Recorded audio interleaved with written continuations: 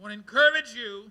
I want to encourage you whose dream may be fading, whose dream and hope may be wavering. I want to encourage somebody here today who is struggling with some injustice, somebody whose promise has been delayed, and your feelings that your promise has been denied.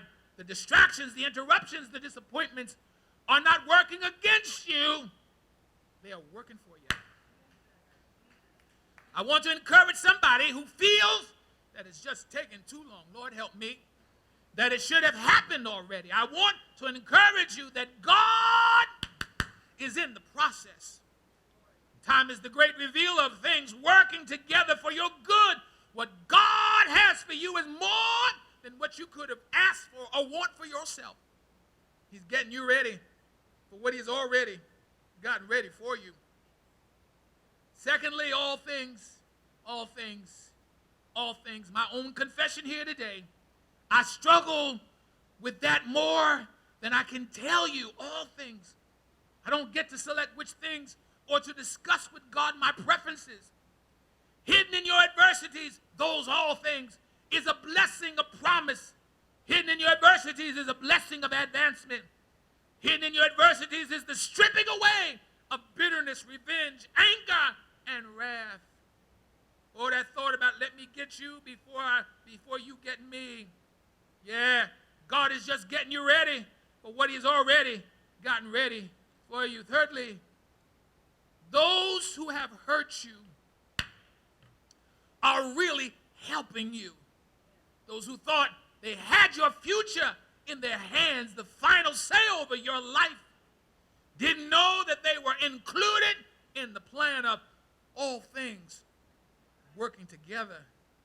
They were only fulfilling the divine purposes of God in you and for you. Lastly, you will have a testimony without a doubt. It was not you, but it was God. Help me close, y'all. Just testify again. I know you said it, but now you need to say it like you believe it. Just tell a few folk, it's not them, it's God. It's God. Yeah. Well, you keep practicing that the rest of the day. So by the time you get home, there'll be some anointment behind that and some power. You'll look at things. So it's not you. It's not you. You think it's you. Don't say that. You think it's not you. It's God. He's God. And they may say to you, go ahead with your God self. And all you need to say then, all things. I got a promise. I got a blessing. Got to get through these all things. Got to get through these all things. You will be able to declare unequivocally all things work together for good because I love God and I'm called according to his purpose. And here's the piece that makes me shout. I can't shout because of y'all. You meant it for evil. It's going to take you a minute to get there because this is God's way of saying, na na na na na na na na na na na na na na na. Your grown self, you act like you don't know what that means. I even see this. Na na na na na. What your pastor preached about today? Nah. Is he all right? Yeah. You had to hear the beginning of that, how we got to na na na na na. You meant it. And right there is where you need to start shouting on the word evil. Because only God can take a plan for evil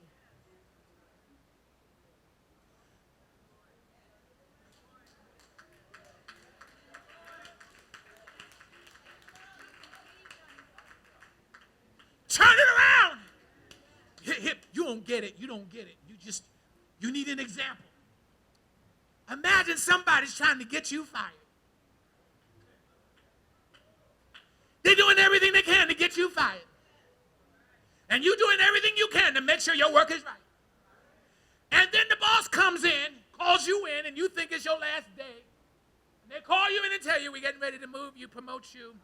You're getting a wage increase and some more benefits. Now you'll also have to supervise.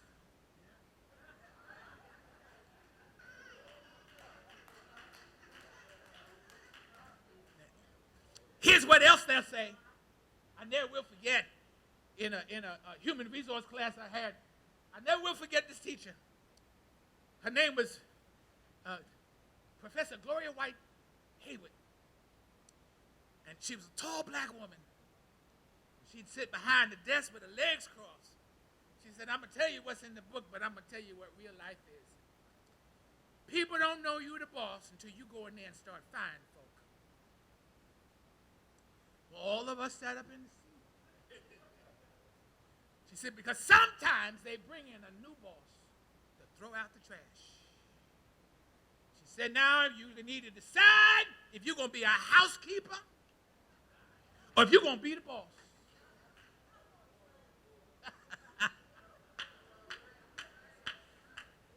Some stuff gotta go. And if it's junk that you inherited, you need to know what to do with it. I don't need this. So the conversation starts like this. In reviewing your work, it can never be personal. In reviewing your work, you have not met the standard and the philosophy by which this institution runs. You got 29 days, not 30. You got 29 days to get an understanding of what we are paying you for and our expectations of you. Because if in 29 days we don't see some effort or some improvement, the 30th day will be your last day.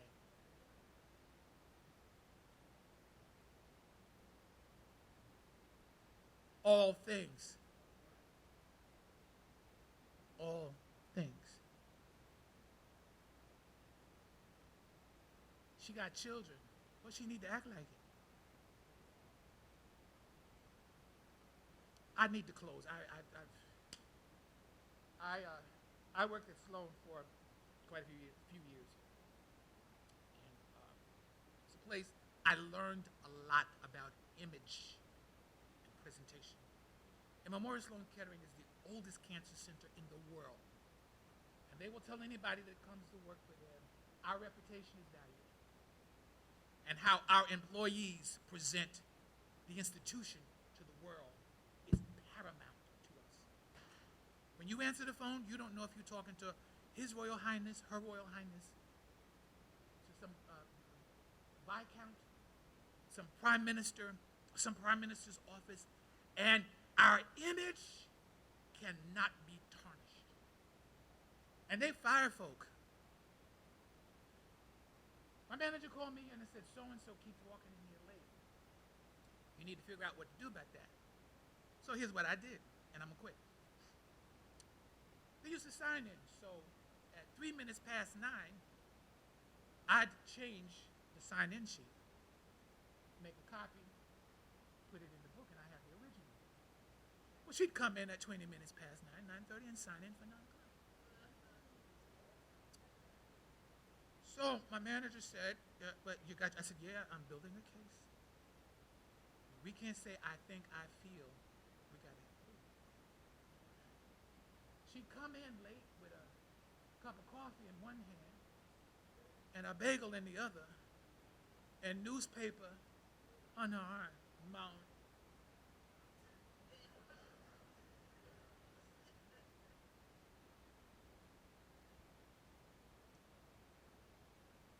Called in, I said, May, I've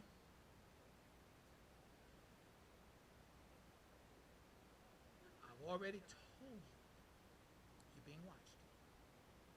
I'm not having another conversation about you with management. I got Pampers to buy.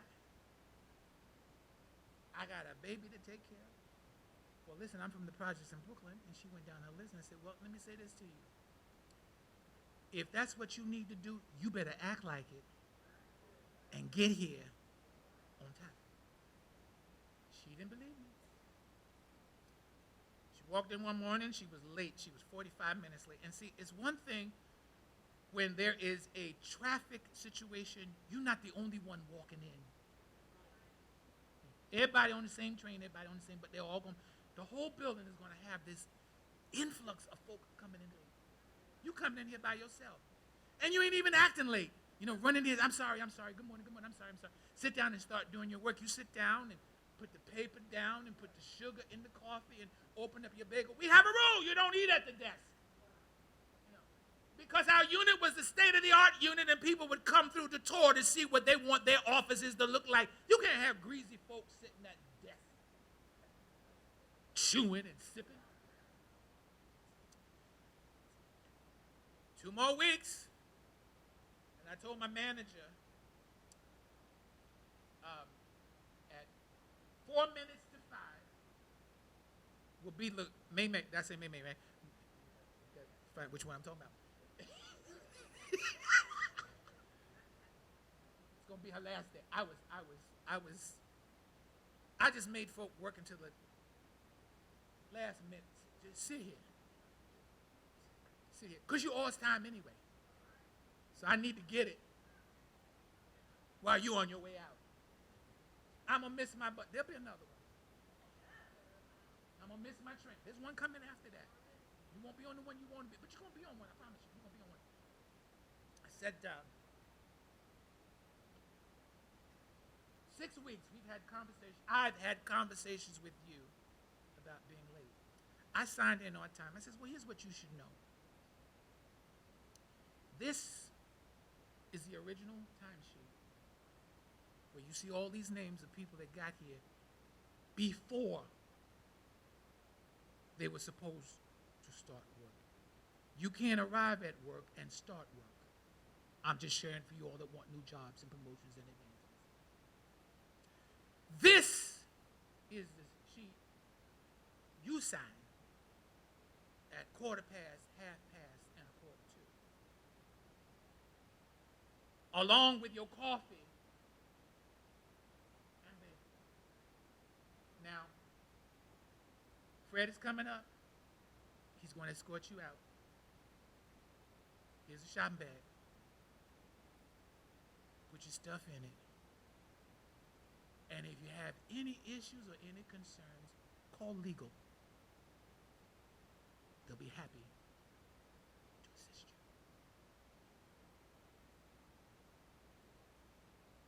Now, why are you telling me this story at the end of the sermon? Some of what follows you, some of what's walking with you, and some of what you meet is not in your promise. And stop carrying folk who refuse to carry themselves. And here's how that demonstrates. Well, I'm black and you the black supervisor. Surely you're going to give us some blacks a break. I'm going to break you. I ain't going to give you a break. I'm going to break you. I'm going to break you loose and break you off because there is an image that needs to be protected. You have a testimony. You have a testimony. You got a testimony. And between the promise and the blessing, you got to know all things. All things. And all things will tell you, not everybody. Be willing. Surrender to the process of all things. You meant it for evil. I'll be short in this one. You meant it for evil. God turned it around. For every mountain you brought me over. For every trial you've seen me through. For every blessing, hallelujah, for this I give you praise.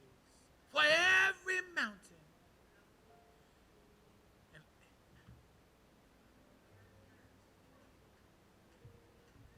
You can't thank him for the mountain while you're going over it. But here's how good God is. When you get over it on the other side, he gives you a moment to get refreshed, and he allows you to see what you thought was going to kill you actually gave you life. For every mountain you brought me over, for every trial you see me through, for every blessing. Hallelujah. For this I give you thanks. Join hands across the sanctuary so I can stop talking, because